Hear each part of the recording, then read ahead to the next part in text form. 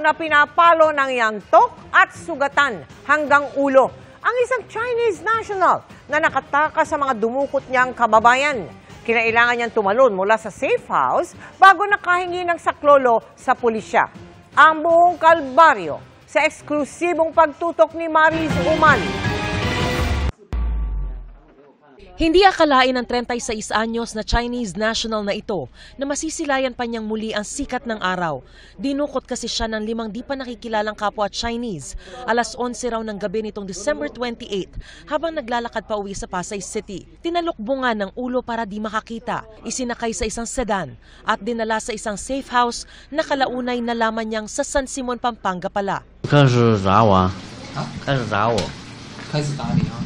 They started to beat him. He was handcuffed. Okay, the 3 kidnappers, they will take turns to beat him.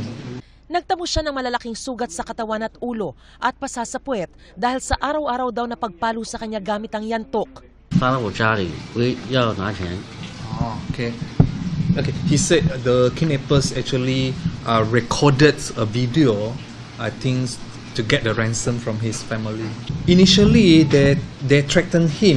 Okay, they're gonna sell his organs, his body organs. His mom, because of this incident, because I think his mom got the hypertension, high blood pressure. Okay. Because of this, his mom also hospitalized in China.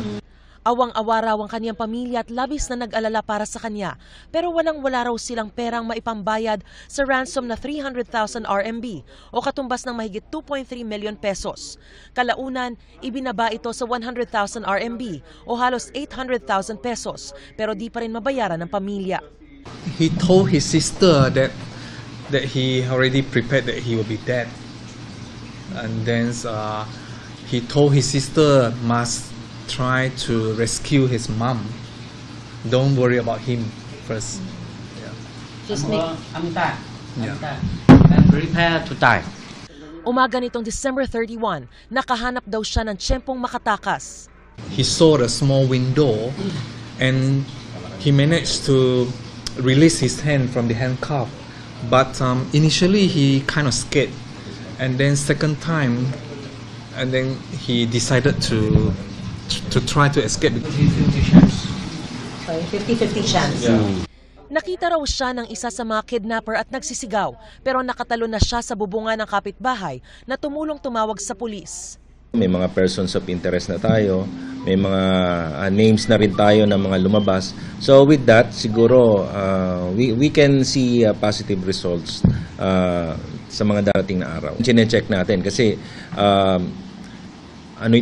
combination ng local tsaka ng mga foreign national. Kidnapping, of course, and then yung physical injuries. Hindi pa namin maaaring pangalanan at ipakita ang mukha ng mga suspect at persons of interest dahil patuloy pa silang tinutunton ng mga pulis. Pero may malinaw na raw na lead ang Presidential Anti-Organized Crime Commission at PNP sa pagkakakilanlan ng mga ito.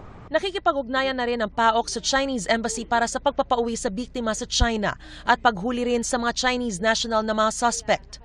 Base sa record ng PNP, umabot sa 25 ang insidente ng kidnapping sa bansa, kabilang ang tradisyonal na pagdukot, pati ang casino at pogo-related mula Enero hanggang Nobyembre noong 2023.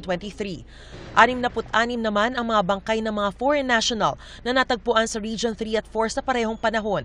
31 na suspect ang arestado. Ang nakakatakot lang dito sa grupo nila kasi kompleto na sila ng gamit eh. Hindi lang basta gamit. They have sophisticated weapons.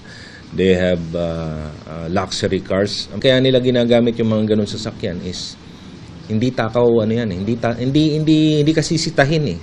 Dahil alam mo na mamahaling sasakyan yung dadaan sa isang checkpoint, alam mo may VIP ang sakay so hindi mo na nasisita. So yun ang alam nila kung paano gamitin yung pera at yung koneksyon para makuha nila yung mga gusto nila. Para sa GMA Integrated News, Mariz Umali, nakatutok, 24 oras.